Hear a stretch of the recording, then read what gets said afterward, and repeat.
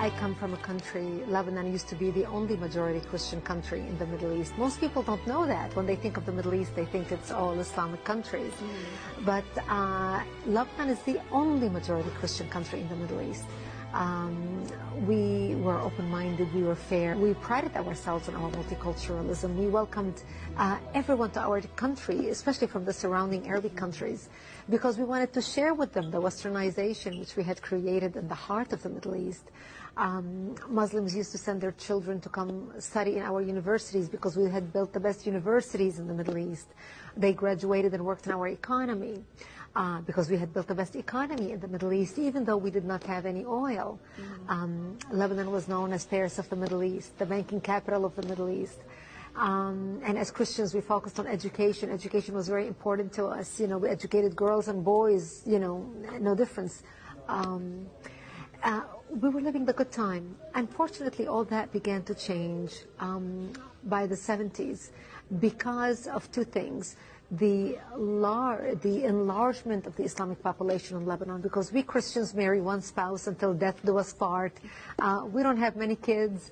Muslims, on the other hand, are allowed to marry up to 4 wives at a time. Now, of course, not all of them do it, but enough of them do it that in our country, in Lebanon, by the 70s, the Muslims became the majority. And once they became the majority, they started massacring the Christians and killing the Christians. I remember in 1974, we stopped traveling.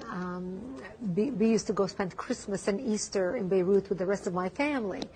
And we stopped traveling, and I would ask my father, why aren't we going to Beirut for Christmas this year? And my daddy would say to me, well, we just decided to stay home this year. And, you know, I couldn't understand why. And later I learned is because Muslims started setting up fly-by-night checkpoints, and they would stop Christian cars traveling.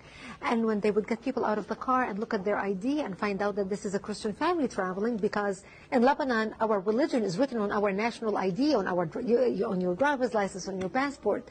So when they see that this is a Christian family traveling, they would get everyone out of the car and shoot them in cold blood. So we became prisoners to our homes and our cities and our communities. And that's the reason why we stopped going anywhere.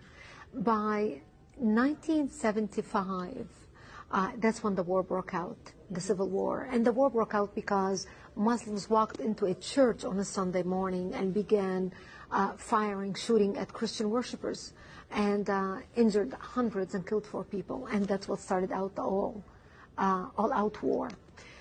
And it was a very difficult time for the Christians, because as the Muslims organized and now supported by the oil money flowing out of Saudi Arabia and all the Muslim countries, they wanted to basically use Lebanon as a base from which to fight Israel, kill the Jews and drive them into the sea, using Lebanese democracy and Lebanese open-mindedness and tolerance to do exactly that. And that's really when my world turned upside down and it changed. Lebanon was so multi-faith and multicultural, so we had Druze, Muslims, Christians, Protestant. The majority were Christians. We were over almost 70% Christians when we got our independence in the 40s. But because of the way Muslims multiply, you know, with the multiple wives and multiple kids, in 30 years, they became the majority. And when we got our independence from France and Lebanon, because we are, you know, Judeo-Christians, you know, come from Judeo-Christian culture, we're very fair. So we made sure we divided the government to make sure that Muslims have representation. So the president of the country was Christian, the prime minister was a Muslim, the prime minister, you know, the secretary of state. We had different assignments for different religions. But the Muslims became the majority. And once they became the majority, they were no longer tolerant of the people who took them in and accepted them and included them in the country.